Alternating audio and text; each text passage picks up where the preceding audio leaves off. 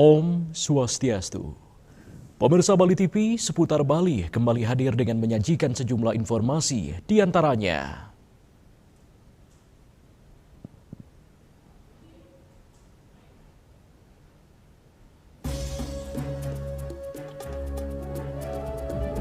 Danau Batur disucikan, pakar minta pemerintah kaji ulang rencana kapal pesiar. Normalisasi sungai sebagai bagian mitigasi bencana. Jangan lewatkan juga informasi menarik lainnya yang sudah disiapkan tim redaksi kami. Bersama saya, Epa Jayantika, inilah seputar Bali selengkapnya.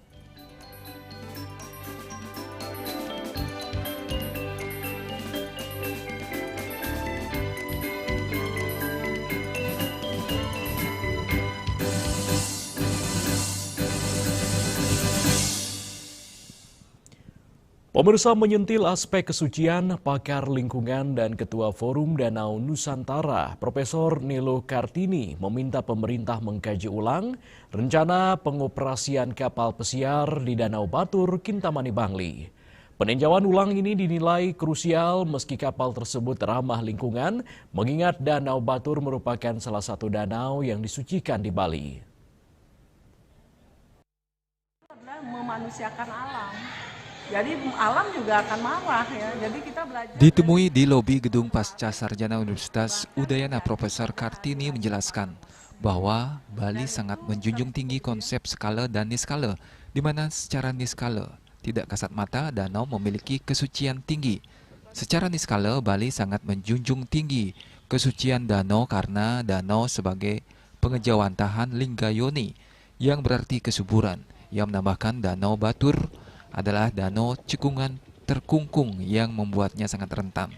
Oleh karena itu, aktivitas apapun tidak boleh dilakukan di atas danau. Ketika danau diobrak-abrik, ini akan merusak kesuciannya. Ketua Forum Danau Nusantara ini mengaku sangat tidak setuju dengan rencana pemerintah Kabupaten Bangli menggandeng investor asing asal Korea Selatan, PT GMS Invest International, untuk mewujudkan kapal pesiar tersebut. Menurutnya, rencana ini seharusnya dibahas terlebih dahulu dengan pemerintah Provinsi Bali karena Danau Batur terikat dengan program Danu Kerti yang menyucikan danau.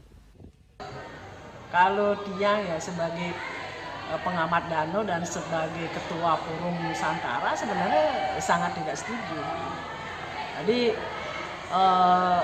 dan itu harus dibahas apa dasarnya gitu ya. Jadi ini kan MOU sudah terjadi, apakah ada kajiannya, sudah itu seperti apa kajiannya, karena kita juga tidak pernah mendengar.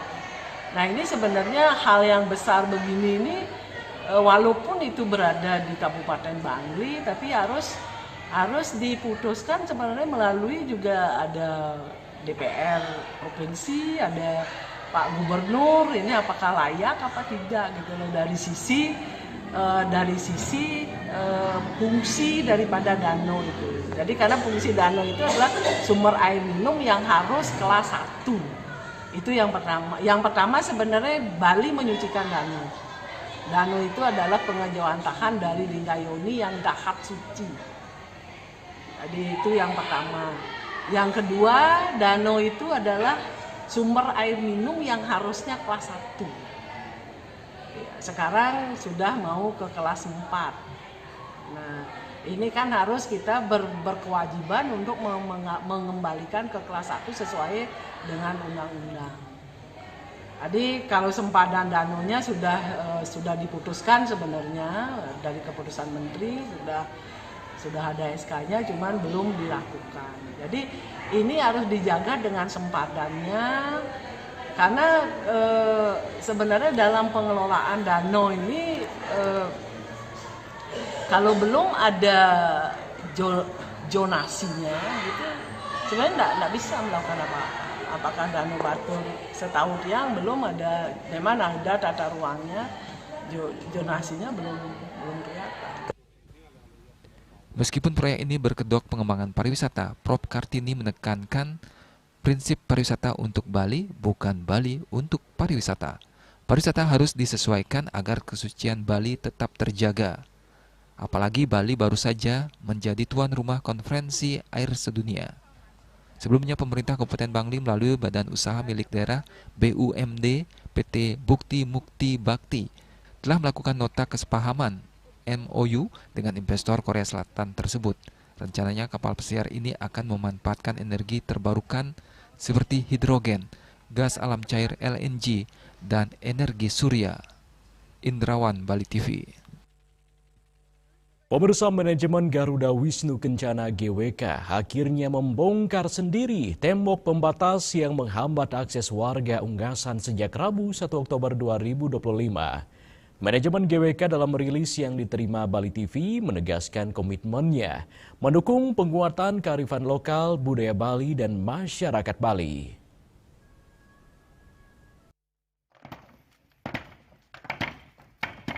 Dalam rilisnya, GWK menegaskan bahwa pembongkaran tembok pembatas adalah wujud mendukung kearifan lokal Bali dan masyarakat Bali.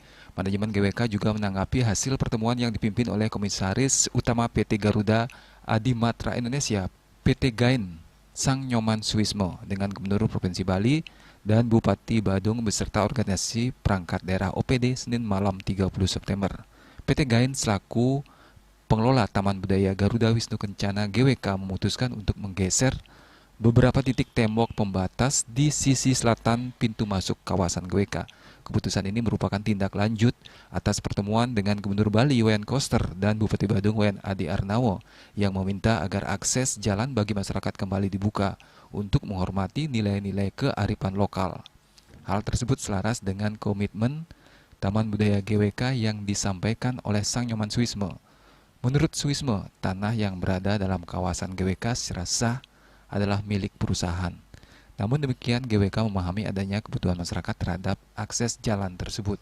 Untuk itu, atas kebijaksanaan dari perusahaan, pihaknya membuka kembali pembatas perimeter tersebut. GWK berkomitmen menjaga keberlangsungan kawasan namun harus selaras dan harmonis dengan masyarakat setempat. Suismo menegaskan, sebagai destinasi budaya dan pariwisata berskala internasional, GWK menegaskan bahwa keberadaannya tidak hanya untuk mendukung pariwisata dan ekonomi, tetapi juga untuk membangun kebersamaan dengan masyarakat lokal, menjaga harmoni dan menjunjung tinggi nilai-nilai kearifan lokal Bali. Sejak awal berdirinya, GWK Cultural Park tidak hanya menjadi ikon pariwisata, tetapi juga rumah bagi ratusan pekerja yang sebagian besar berasal dari lokal Bali. Saat ini ada ratusan pekerja yang berkontribusi dalam keberlangsungan operasional kawasan.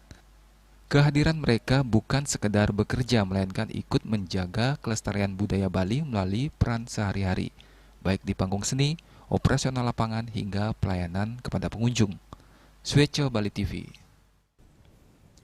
Pemirsa, sebagai bentuk kepedulian terhadap korban banjir bandang 10 September 2025 lalu, Gubernur Bali Wayan Koster menyerahkan bantuan kepada warga terdampak di Kabupaten Tabanan dan Jembrana sebesar 1 miliar rupiah lebih. Bantuan diserahkan di Gedung Maria Tabanan.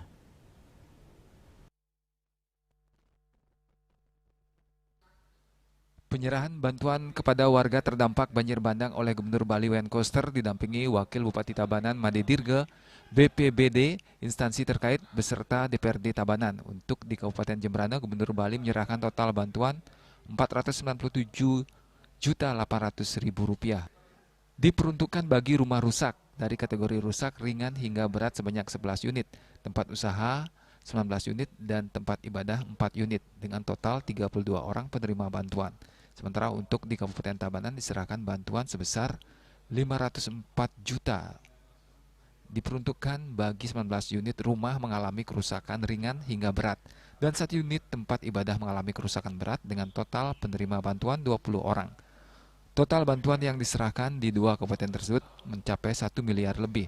Menurut Gubernur Bali Wayan Koster, dana bantuan berasal dari sumbangan sukarela masyarakat serta donasi para ASN di lingkungan Pemprov Bali dan Kabupaten Kota se-Bali. Bantuan diberikan sebagai bentuk dukungan sekaligus membantu meringankan beban warga terdampak banjir bandang 10 September 2025 lalu.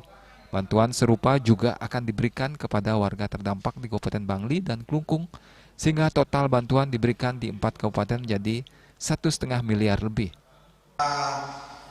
Sumber dananya ini adalah dari masyarakat. Kami membuka rekening peduli bencana. Bali peduli bencana. Jadi bukan menggunakan dana APBD. Jadi menggunakan rekening ini. Tapi nggak cukup. Karena nggak cukup, kami juga punya dana gotong royongan dari para pegawai pemerintah Provinsi Bali. Jadi gotong royongan. Kalau saya 50, Pak Wagub 25, Pak Seda 5 juta, pegawai-pegawai ada yang 2 juta, ada yang 1 juta, ada yang 500.000, ada yang 150.000. Semuanya gotong royong. Nah, ini diberikan sekarang kepada para warga yang mengalami bencana. Ini yang disampaikan pagi hari ini, dan berikut akan acara yang sama untuk Kabupaten Kelungkung dan Kabupaten Bangli. Jadi Sementara perwakilan warga terdampak menyampaikan apresiasi Gubernur Bali yang telah menunjukkan kepedulian dengan menyerahkan bantuan hingga miliaran rupiah. Bantuan sepenuhnya akan digunakan untuk perbaikan rumah, tempat usaha, dan tempat ibadah yang mengalami kerusakan akibat bencana. Kami sudah merasakan adanya kehadiran dari pemerintah, baik pemerintah Kabupaten Tabanan dan juga Provinsi Bali telah menyiapkan waktunya serta juga dukungannya bagi masyarakat yang membutuhkan pertolongan, Pak. Jadi untuk itu saya ucapkan terima kasih. Ucapkan banyak-banyak terima kasih kepada Bapak Gubernur sudah bersedianya sesuai dengan permohonan kami yang kami ajukan untuk membangun kembali. Sebelumnya Gubernur Bali juga telah menyerahkan bantuan 3,4 miliar di Denpasar untuk perbaikan sarana prasarana, rumah, tempat ibadah, rumah warga, pasar Kumbasari dan Badung serta korban jiwa. Yana, Bali TV.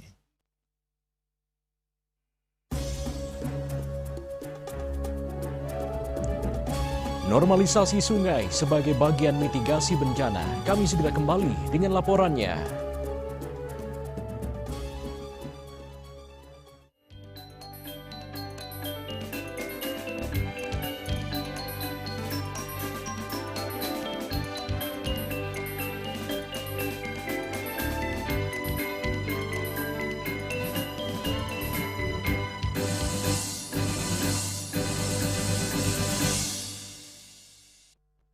Lambung apa 4 terobosan yang terbaik? Rido! Seger-seger, luwak white coffee. Luwak white coffee less sugar dulu. Wah. Luwak white coffee less sugar dibuat dengan susu rendah lemak, rendah gula, rendah kalori. Menangkan 5 tiket nonton langsung Piala Dunia. Kirim 5 bungkus kopi luwak apa saja. Foto dan upload ke sosial media tag Kopi Luwak Official. Buruan kirim. Pemenang akan segera dipilih. Luwak white coffee, rendah gula, nyaman diminum.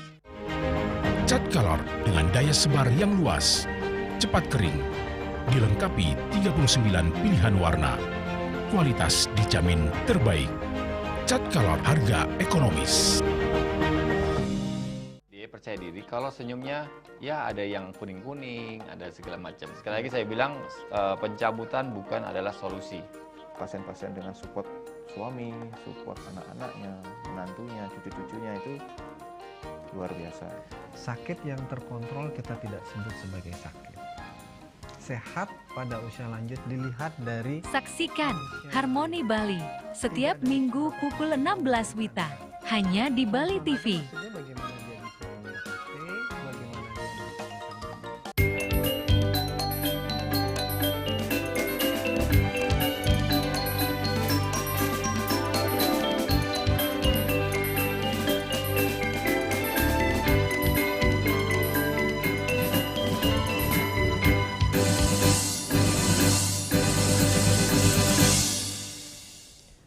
Pemirsa, pemerintah Provinsi Bali akan melakukan normalisasi sungai di Bali sebagai bagian dari mitigasi bencana. Hal ini dilakukan menyusul banjir bandang yang melanda Bali belum lama ini.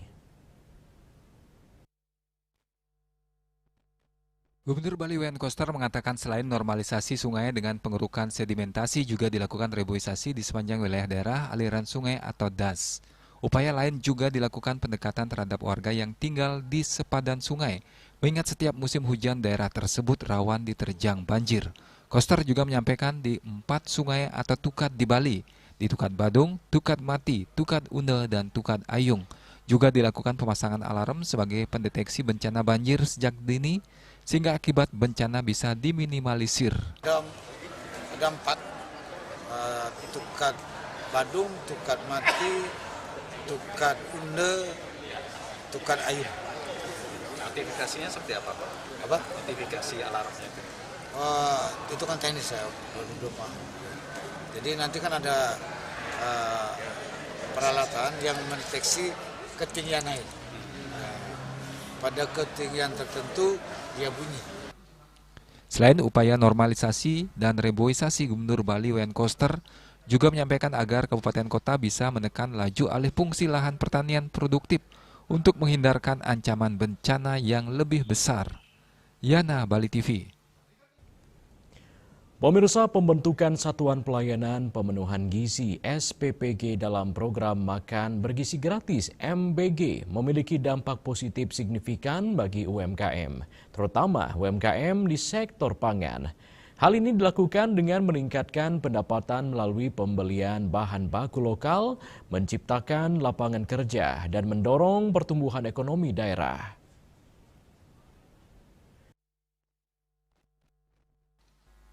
Pembentukan Satuan Pelayanan Pemenuhan Gizi SPPG dalam program Makan Bergizi Gratis MBG berpotensi menjadi off-taker produk lokal, meningkatkan kualitas dan kuantitas UMKM serta memperkuat ketahanan pangan di tingkat daerah. Namun UMKM juga menghadapi tantangan seperti pemenuhan standar kebersihan dan kelayakan dapur, serta potensi kendala cash flow dan keterlambatan pembayaran. Dapur MBG juga menjadi pembeli bahan baku lokal dalam jumlah besar, seperti produk pertanian, sehingga UMKM termasuk petani, peternak, dan nelayan mendapatkan pendapatan lebih tinggi. Program MBG juga mendorong peredaran uang di desa dan daerah, menghidupkan pasar lokal, dan memperkuat ekonomi masyarakat sekitar lokasi SPPG. Ya tentu kita kan berharap ya, dengan adanya makan bergizi gratis, banyak sektor-sektor yang bisa tumbuh ya, terutama petani, UMKM bisa tumbuh karena nanti akan mensuplai juga bahan-bahan berkaitan dengan MBG gitu. Tapi yang jelas pastinya ketersediaan gitu ya. Jadi karena kan memang kalau MBG itu kan setiap hari diberikan. Jadi kan tidak mungkin misalnya bekerja sama dengan pensuplai yang nanti tidak berkelanjutan gitu. Ya, itu yang penting dan standar kebersihan, kesehatan produk gitu ya. Operasional SPPG juga membutuhkan banyak tenaga kerja yang membuka peluang kerja baru terutama bagi ibu rumah tangga yang membutuhkan pekerjaan dan pendapatan. Ari Wiratmaja, Bali TV. Pemirsa, beras SPHP yang sebelumnya tidak terlalu diminati konsumen, kini peminatnya mulai meningkat seiring perbaikan kualitas beras. Hal tersebut dikatakan sejumlah pedagang beras di Pasar Badung saat ditemui tim liputan Bali TV pada Kamis 2 Oktober 2025.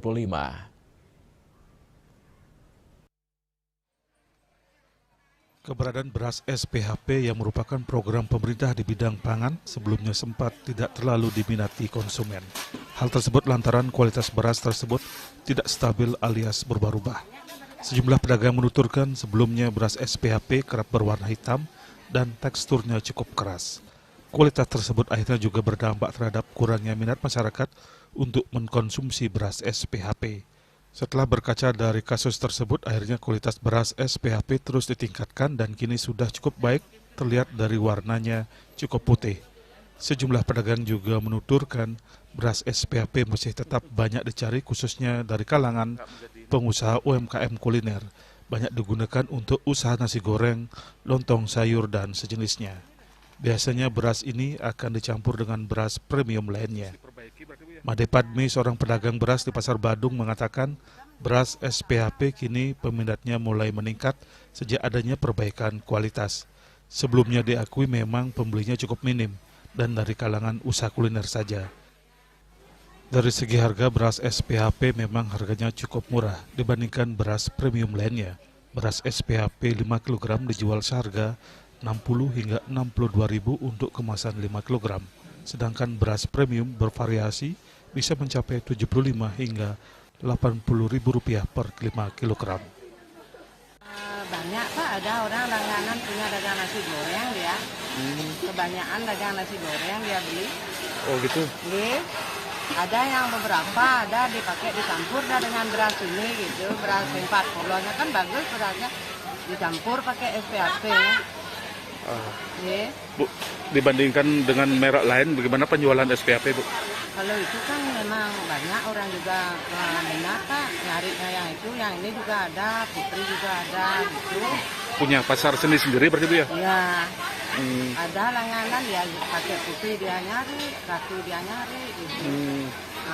Tapi kalau dalam pengamatan Ibu yang beli SPHP itu kebanyakan dagang-dagang lontong gitu ya? Dagang lontong dia beli, dagang nasi goreng dia beli. Tapi dia dicampur dengan beras bagus gitu. Keberadaan beras SPHP juga menjadi pilihan masyarakat kelas bawah agar bisa berhemat. Karena beras ini kerap dicampur oleh pembeli dengan beras premium. Karena beras SPHP dirasa cukup keras, maka dicampur dengan beras premium yang pulen. Riasa Bali TV.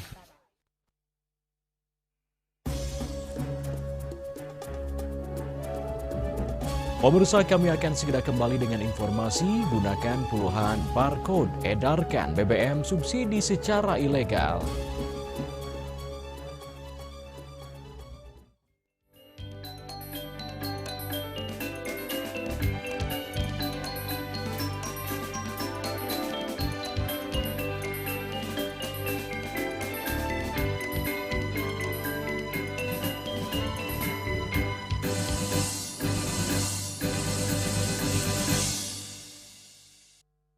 Lambung apa umpan terobosan yang terbaik? Rido! Seger-seger, luwak white coffee. Luwak white coffee less sugar dulu. Wah. Luwak white coffee less sugar dibuat dengan susu rendah lemak, rendah gula, rendah kalori. Menangkan 5 tiket nonton langsung Piala Dunia. Kirim 5 bungkus kopi luwak apa saja. Foto dan upload ke sosial media tag Kopi Luwak Official. Buruan kirim, pemenang akan segera dipilih. Luwak white coffee, rendah gula, nyaman diminum. Emco, cat kayu dan besi.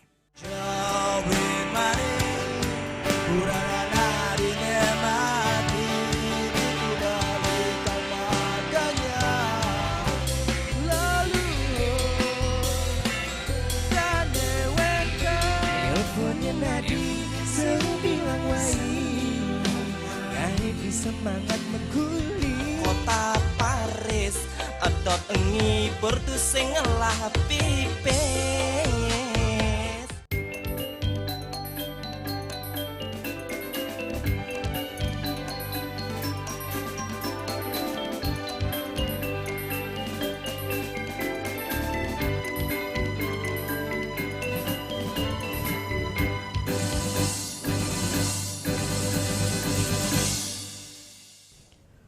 Pemirsa, dengan menggunakan puluhan barcode atau kode batang Pertamina yang diperoleh di marketplace, seorang tersangka nekat mengedarkan BBM bersubsidi secara ilegal.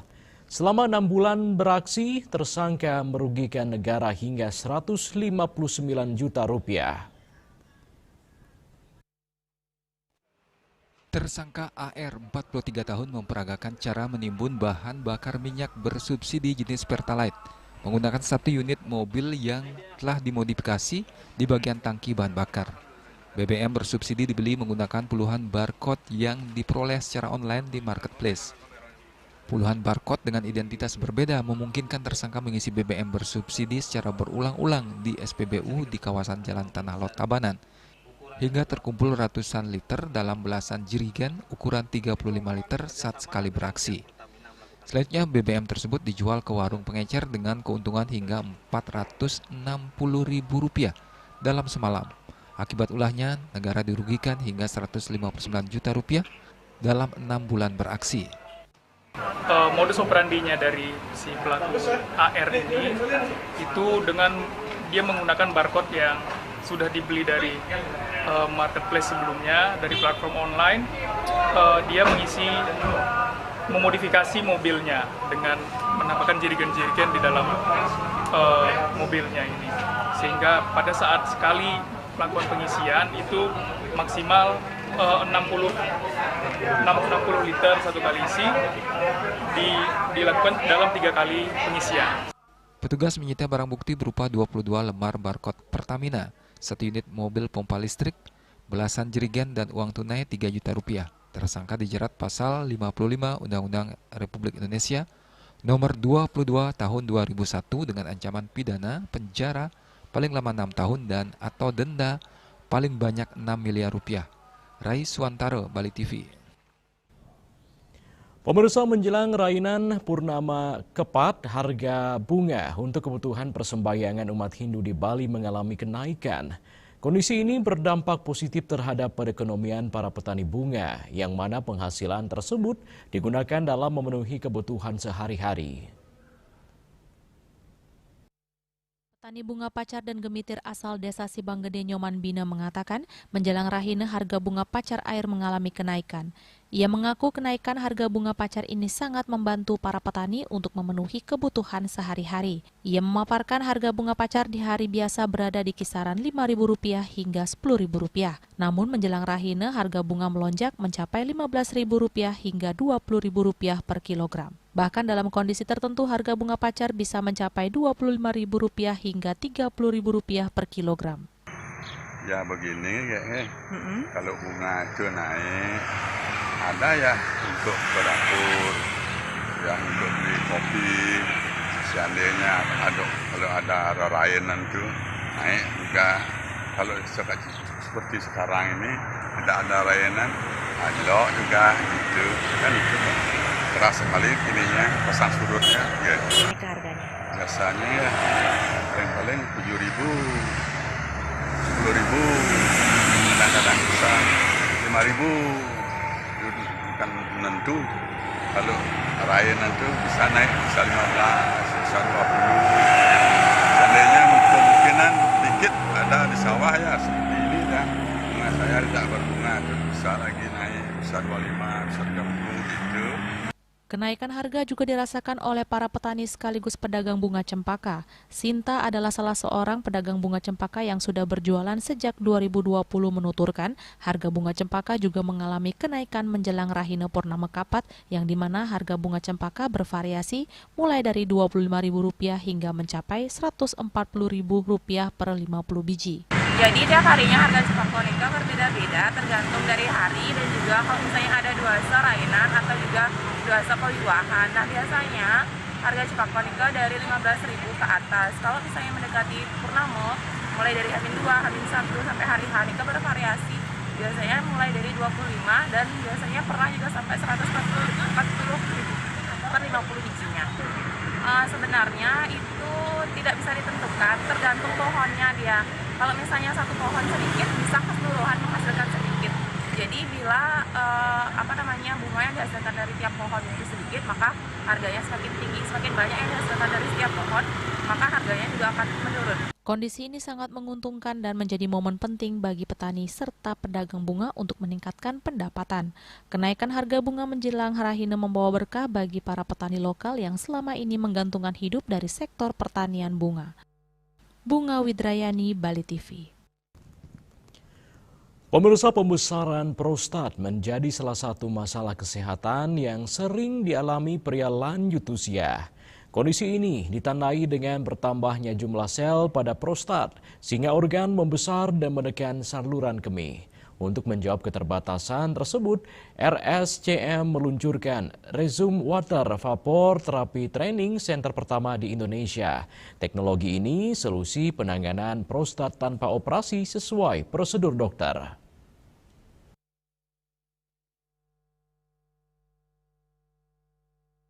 RSCM meluncurkan Resume Water Vapor Therapy Training Center pertama di Indonesia. Teknologi ini solusi penanganan prostat tanpa operasi sesuai prosedur dokter. pembesaran prostat menjadi salah satu masalah kesehatan yang sering dialami pria lanjut usia. Kondisi ini ditandai dengan bertambahnya jumlah sel pada prostat sehingga organ membesar dan menekan saluran kemih.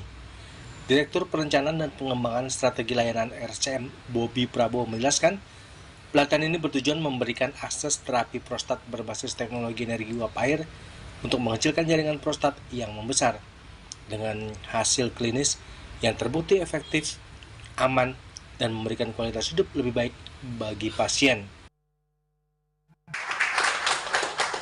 Ini merupakan salah satu upaya kita dari RSCM yang memiliki mandat sebagai rumah sakit top referral rujukan nasional, sehingga sekaligus sebagai pusat pendidikan kedokteran dan penelitian medis.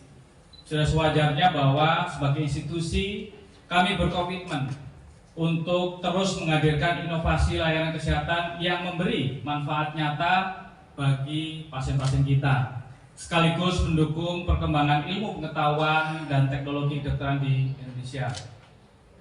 Hari ini kita akan menyaksikan sebuah langkah penting dalam bidang urologi, yaitu Rezum Water Vapor Therapy, yang merupakan terapi minimal invasif untuk BPH, yaitu pembesaran prostat jinak, yang menawarkan keunggulan efektivitas, keamanan, serta pemulihan yang lebih cepat dibanding.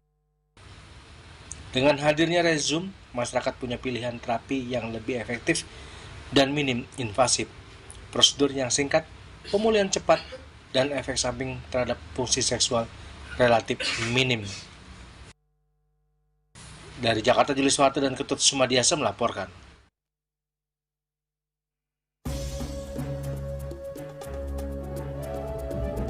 Pelestarian nama Nyoman dan Ketut sebagai penjaga dan penerus budaya Bali. Kami segera kembali dengan informasinya.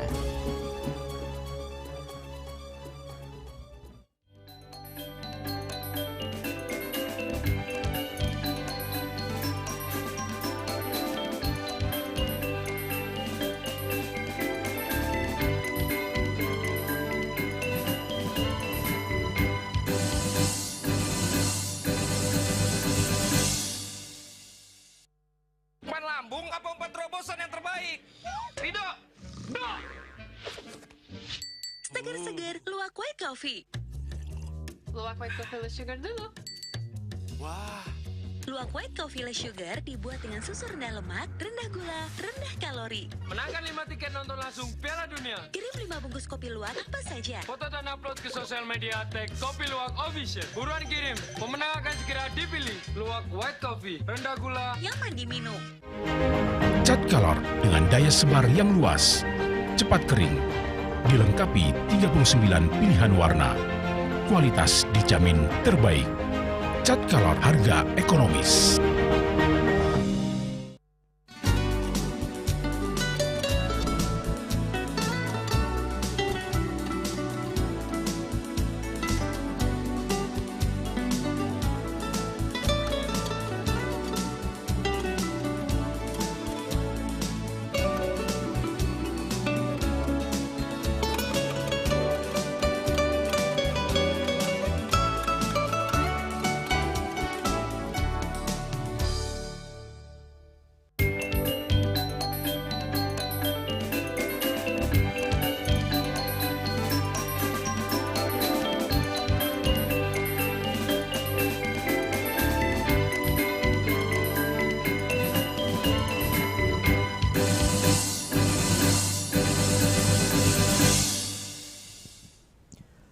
Pemirsa, kebijakan keluarga berencana KB 4 anak yang digulirkan di Bali merupakan salah satu upaya dalam menjaga dan melestarikan budaya Bali. Belakangan banyak masyarakat yang hanya memiliki 2 anak sehingga penjaga dan pelestari serta pendukung kebudayaan Bali semakin berkurang. Untuk itu pelestarian nama-nama tradisional seperti Nyoman dan Ketut yang merupakan nama anak ketiga dan keempat dapat menjadi solusi dalam upaya regenerasi penerus maupun pelestari budaya Bali. Maestro seni Profesor Made Bandem mengatakan gagasan pelestarian nama Nyoman dan Ketut tiada lain bertujuan untuk melestarikan dan mendukung kebudayaan Bali. Namun ada 4 aspek penting yang harus diperhatikan, yakni aspek biologis atau kelahiran, aspek pendidikan, aspek ekonomi, dan aspek kedisiplinan yang harus ditumbuhkan dalam diri masyarakat. Dalam aspek biologis, Profesor Made Bandem menekankan setiap manusia yang lahir memiliki bakat seni, bakat komunikasi, maupun bakat lain yang harus dikembangkan. Untuk itu, keluarga memiliki kewajiban memberikan kesejahteraan sehingga anak dapat tumbuh dengan baik. Aspek pendidikan juga perlu diperhatikan terutama dalam penanaman nilai-nilai seni budaya kepada anak. Tentunya perlu didukung aspek ekonomi yang kuat. Dengan adanya kebijakan pemberian insentif kepada anak ketiga dan keempat, diharapkan dapat mencegah punahnya nama-nama khas Bali serta mendorong keluarga Bali untuk memiliki 4 anak untuk dapat memperkuat identitas budaya dan rasa memiliki terhadap tradisi leluhur. Gagasan ini adalah untuk melestarikan dan mendukung pelestarian kebudayaan, mendukung penjaga kebudayaan Bali. Pak Gubernur pernah menyampaikan kepada kita bahwa DNA masyarakat Bali itu, DNA orang Bali itu adalah DNA yang jinis. Jadi oleh karena itu penting sekali meneruskan satu keluarga itu ada Wayan, Made, Nyoman, dan Ketut. Karena sudah diadakan penelitian bahwa pendukung kebudayaan Bali ini makin lama makin kurang, makin sedikit seperti itu. Nah, walaupun demikian kemudian ada 4 hal yang perlu diperhatikan. Yang pertama adalah aspek biologis, aspek kelahiran. Bahwa setiap manusia yang lahir di bumi ini memiliki bakat. Bakat itu bakat matematika, bakat seni, ini seni rupa, bakat kinetografi, seni tari, seni gerak, lalu kemudian bakat spasial, arsitektur, bakat bahasa dan aksara, kemudian bakat berkomunikasi, dan bakat-bakat yang lainnya. Nah, lalu yang kedua tentu saja adalah mengenai pendidikan mereka, seperti itu. Setelah bakat itu kita ketahui, DNA mereka sudah kita ketahui, yang tentu menyiapkan pendidikan yang baik untuk kepentingan keunggulan. Profesor Made Bandem menambahkan kebijakan dengan pemberian insentif kepada anak yang bernama Nyoman dan Ketut diharapkan dapat mencegah punahnya nama-nama khas Bali, serta mendorong keluarga Bali untuk memiliki 4 anak sebagai upaya memperkuat identitas serta menjadi penerus kebudayaan Bali. Namun insentif yang diberikan sifatnya harus berkelanjutan. Sukma, Bali TV. Pemirsa, keberadaan pahlawan di Bali sebagian ada yang diketahui dan sebagian lagi ada yang tidak diketahui bahkan luput dari perhatian pemerintah. Seperti salah seorang pahlawan yang tidak begitu diketahui, yakni almarhum Sersan Men Lumut dari Banjar Payangan Medi, Kecamatan Marga Tabanan. Sersan Men Lumut adalah perempuan pejuang yang ikut berjuang bersama pahlawan nasional I Gusti Ngurah Rai dan gugur dalam perang Margerane. Keberadaan perempuan pejuang Sersan Men Lumut baru diketahui ketika dilakukan penelusuran oleh Yayasan Kebaktian Proklamasi Provinsi Bali yang langsung berkunjung ke rumah keluarga Sersan Men Lumut di Banjar Dinas Payangan Medi, Kecamatan Marga Tabanan, pada Rabu 1 Oktober 2025. Kunjungan itu juga diikuti oleh jajaran pengurus LPRI Provinsi Bali. Karena minimnya dokumentasi, tidak satupun ada foto ataupun barang-barang beliau yang tersisa di rumah mereka. I Gusti Bagus Saputra, Ketua LPRI Provinsi Bali, mengatakan ia mengenal secara pribadi Men Lumut ketika ia berumur 16 tahun dan Lumut berumur 42 tahun kala itu. Men Lumut saat itu adalah seorang perempuan pejuang tangguh yang mendampingi pahlawan nasional Gusti Ngurah Rai dalam berperang menghadapi Belanda. Peran Men Lumut dalam perang tersebut juga sangat besar. Beliau adalah penunjuk arah terkait pemilihan tempat untuk bersembunyi dan mengatur strategi perlawanan. Mengingat kala itu pasukan Gusti Ngurah Rai berpindah-pindah karena dikejar oleh Belanda. Selain itu, Men Lumut juga mengurus bidang logistik untuk pasukan Gusti Ngurah Rai. Sebagai seorang prajurit, Men Lumut juga memiliki keahlian seperti prajurit laki-laki meskipun ia lebih banyak mengurus logistik. Namun kemampuannya tidak bisa dianggap remeh. Beliau mampu mengoperasikan senjata api, menembakkan pistol, bahkan melempar granat. Saat Perang Margarana berkecamuk, ia bersama 96 pahlawan dari Bali berjuang di pertempuran Margarana melawan Belanda. Dan Menlumut gugur bersama komandannya Gusti Ngurah Rai dan 96 pahlawan bangsa dari Bali. Menurut Gusti Bagus Saputra, Menlumut gugur terkena pecahan mortir yang ditembakkan oleh pesawat Belanda. Bersama sang komandan Gusti Ngurah Rai, Menlumut dimakamkan di Taman Makam Pahlawan Margarana bersama 96 pahlawan lainnya. Namun di balik jasa-jasa beliau, ternyata selama ini beliau tidak begitu dikenal dan tidak mendapat perhatian selayaknya. Kini keluarga Menlumut hidup dalam kesederhanaan. Atas kondisi ini, LPRI Provinsi Bali mengusulkan kepada pemerintah untuk membangun tugu peringatan untuk mengenang jasa-jasa Sersan Menlumut sebagai warisan dan pelajaran sejarah kepada generasi muda. Sersan Menlumut juga akan diberikan sebuah penghargaan dan direkomendasikan untuk mendapat status veteran. Turut bertempur di Margarana, sehingga beliau gugur di sana, di samping Pak Rai. Gugurnya itu di samping Pak Rai, kena tembakan mortir, bom dari bom asap dari pesawat terbang itu, bom asap. Ya, pesawat terbang yang menjatuhkan ratusan bom dari udara itu menyebabkan tewas. Nah, kita cuma 96 orang.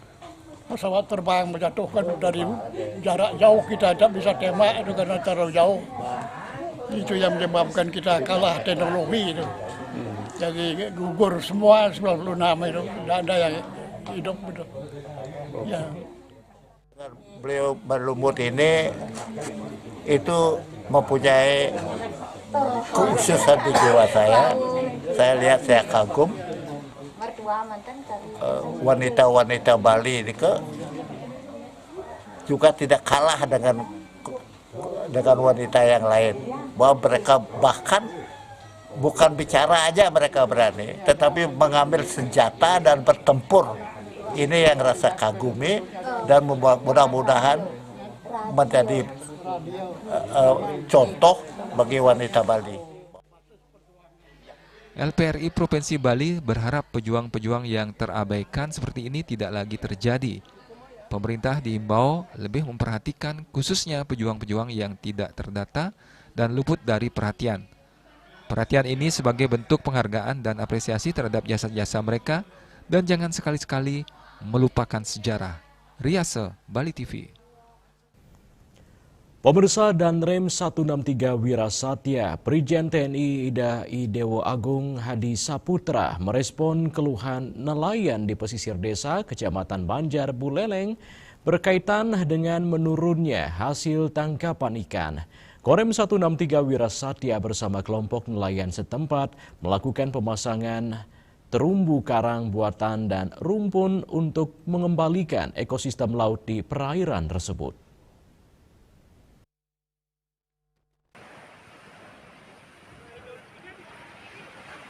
Danrem Agung Hadi Saputra mengatakan langkah memasang terumbu karang dan rumpun apung setelah mendengar informasi bahwa nelayan lokal kesulitan mencari ikan di dekat pantai. Mereka terpaksa melaut hingga beberapa mil jauhnya. Itu yang membuat biaya operasional tidak seimbang dengan hasil tangkapan. Awal mulanya ceritanya para nelayan ini kami mendapat informasi sulit untuk mencari ikan. Kalau toh dia mau mencari ikan sampai kurang lebih beberapa mil sudah jauh, sehingga karena emang rumpun karang ada yang pengusaha besar masangin di sana ikan yang dulunya di sini 700 meter itu banyak, sekarang lari ke dalam sehingga kos mereka untuk menuju ke sana dengan hasil tangkap mereka tidak seimbang. Dengan itu kami mengambil langkah bekerja sama dengan masyarakat langsung, kita membuat rumpun, kita mencari ban-ban, kita kumpulkan seluruh kodim, mengumpulkan ban. Pemasangan terumbu karang buatan dan rumpun ini dilakukan sekitar 700 meter dari bibir pantai. Sehingga para nelayan skala kecil diharapkan dapat kembali memperoleh tangkapan yang melimpah dengan biaya yang lebih rendah. Bagian penting dari upaya menjaga ketahanan pangan serta keberlangsungan hidup para nelayan. Sementara itu Bupati Buleleng Sucidre mengapresiasi Kegiatan pemasangan terumbu karang dan rumpon apung di lepas pantai Desa Banyar, serta pemberian paket sembako untuk masyarakat sekitar yang kurang mampu. Makan terumbu karang ini kan pelestarian ekosistem di laut. Dengan ekosistem terjaga, artinya ikan-ikan itu ada tempat mereka untuk berkembang biak. Nah, disinilah fungsi daripada terumbu karang itu pelestarian dan juga menjadi nilai ekonomi. Dengan bertumbuh kembangnya ikan-ikan itu, kita berharap bahwa ekonomi khususnya di kelompok-kelompok nelayan ini hasil tangkapan ikannya itu akan bertambah. Sucidra menyebut dengan memiliki 157 km panjang pantai, Pemkab Buleleng memiliki pekerjaan rumah cukup berat, di mana banyak kawasan pantai tergerus abrasi dan untuk kepentingan pariwisata. Yasri Yuli, Bali TV.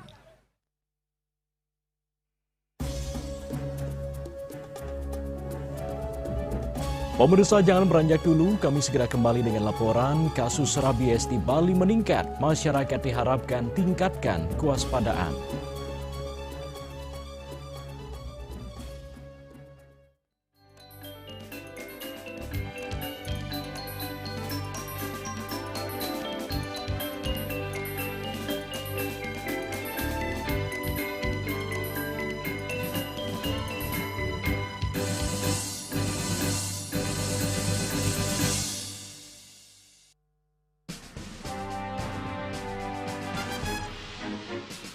Di Nusa Penida, cuaca panas terik ini kini membuat sebagian besar wilayah Nusa Penida semakin kering dan tandus Rupiah. Herawati mengatakan kini telah dilakukan penyitaan 31 juta rupiah. Tindak pidana yang telah memiliki kekuatan hukum Dan 5 butir ekstasi berat bersih 1,70 gram. Saat diperiksa, tersangka lalu mengaku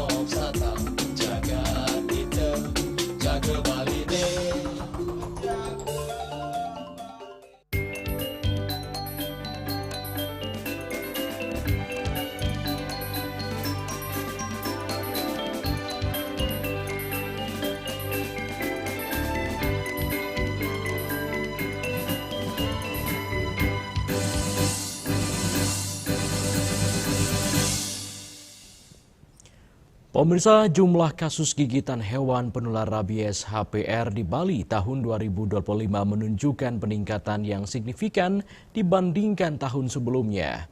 Untuk itu, masyarakat diharapkan meningkatkan kewaspadaan terhadap gigitan HPR dan melakukan SOP tata laksana penanganan rabies jika terkena gigitan.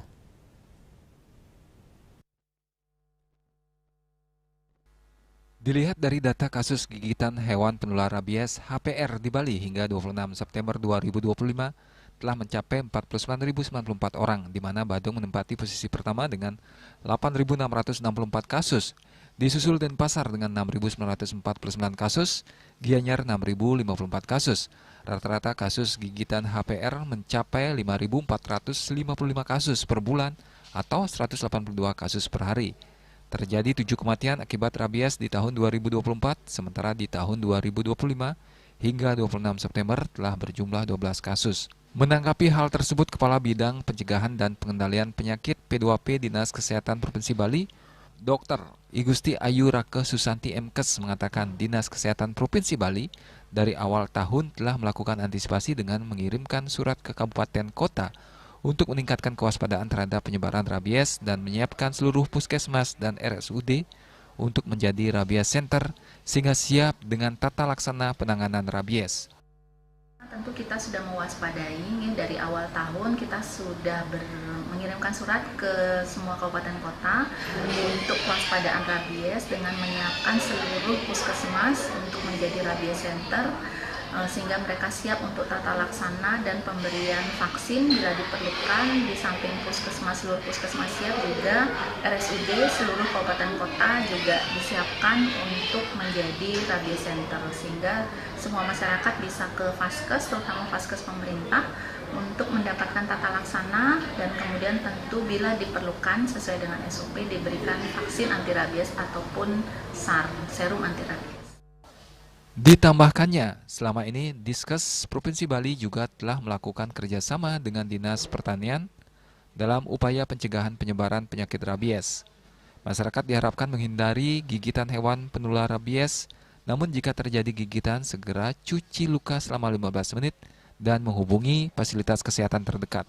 Kalau mengalami gigitan, baik itu walaupun anjing pemilik di rumah sendiri, atau bahkan anjing liar gitu, yang pasti harus segera mencuci luka di air mengalir dengan sabun. Jadi dengan sabun dicuci lukanya di air mengalir selama 15 menit, kemudian segera ke fasilitas pelayanan kesehatan untuk mendapat tata laksana lebih lanjut. Pemilik hewan berpotensi menularkan rabies diharapkan agar secara rutin memvaksin hewan peliharaannya dan tidak dilepas liarkan. Di samping itu, Dinkes juga telah gencar melakukan sosialisasi pencegahan rabies melalui berbagai media untuk memberikan edukasi kepada masyarakat terkait pencegahan rabies. Eka Yana, Bali TV. Pemirsa, hipertensi terjadi ketika tekanan darah yang mengalir di dalam tubuh menjadi lebih tinggi atau di atas tekanan darah normal. Kondisi ini menjadi salah satu gangguan kesehatan yang paling umum terjadi. Kondisi ini tidak bisa disepelekan karena dapat memicu berbagai komplikasi berbahaya.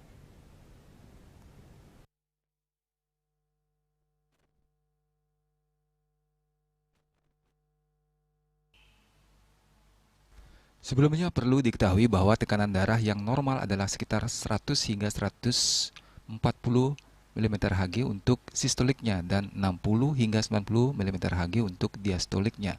Jadi seseorang akan didiagnosis mengidap tekanan darah tinggi jika hasil tensinya menunjukkan angka di atas 140/90.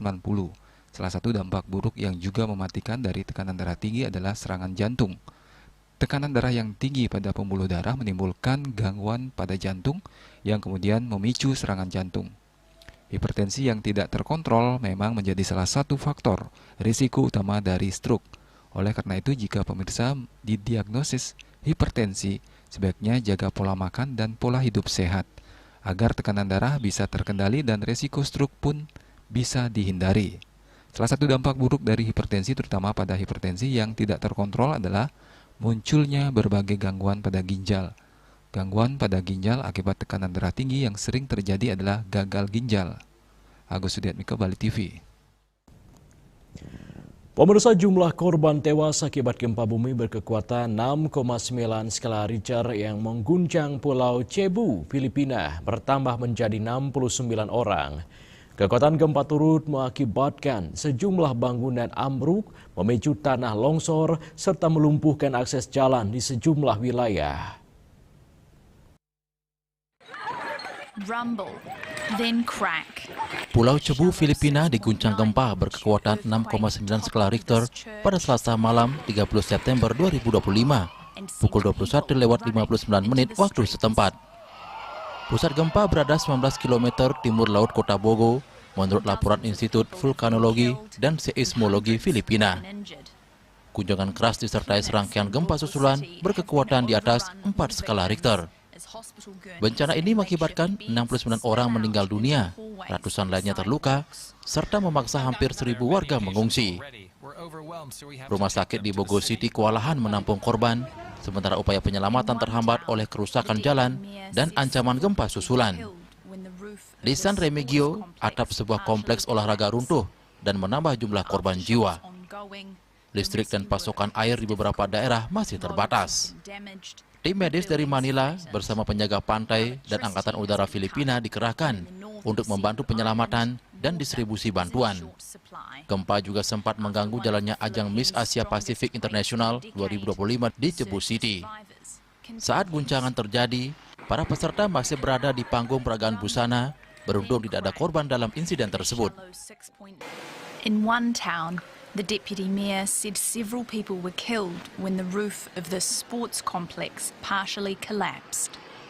Sementara itu peringatan tsunami sempat dikeluarkan oleh otoritas setempat, namun kemudian dibatalkan. Operasi pencarian korban dan penyaluran bantuan masih terus dilakukan.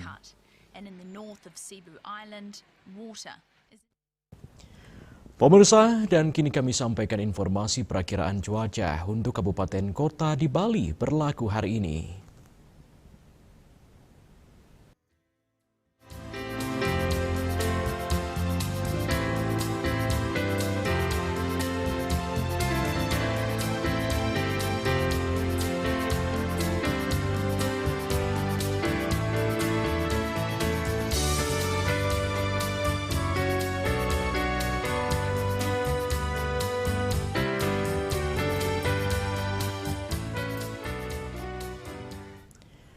Pemirsa, seputar Bali bersama Minyak Apun Ganapati, Usada Bali, keluarga sehat. Update terus informasi Anda dengan subscribe dan like YouTube channel Bali TV @newsbalitv.